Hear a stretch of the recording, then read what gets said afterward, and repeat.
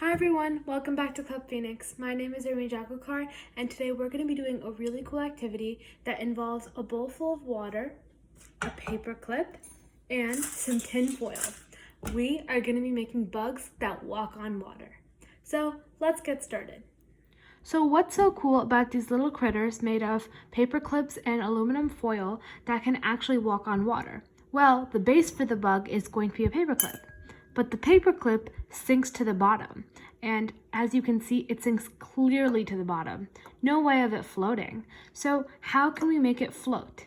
Well, by using some really cool tricks about surface tension, we are going to do a little craft project to make it possible. First step is to take a piece of aluminum foil that's around this big compared to the paper clip. Next, fold the aluminum into a rectangle and then place the paper clip right in the middle. Make sure that it's straight and aligned. It should now look like this, but I'm going to cut this part over here to make sure that it's symmetrical. Next, make 4 V-shaped cuts that are symmetrical to each other in order to represent the slits of the bug's legs. Now, I have folded these two parts that were here into each other so that the entire length of the bug is the same length as the paper clip.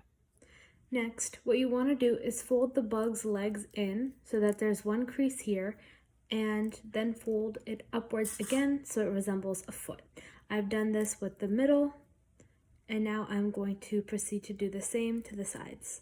Just make sure that both sides are even, because otherwise you'd have one side floating up and the other side floating down. Here's my little bug. If I had enough time, I would have put on some cute googly eyes and colored it a bit, which you guys can definitely do.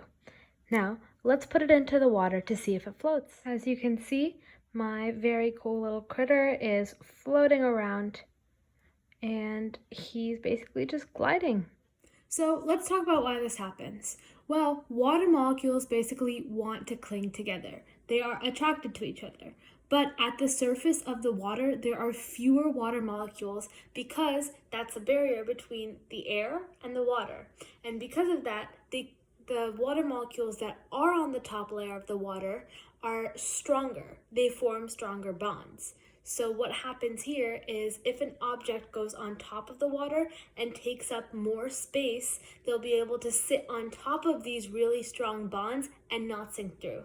That's exactly why, because we added more surface to the paper clip that was done through the foil, the paper clip and the entire bug did not fall through and break that barrier.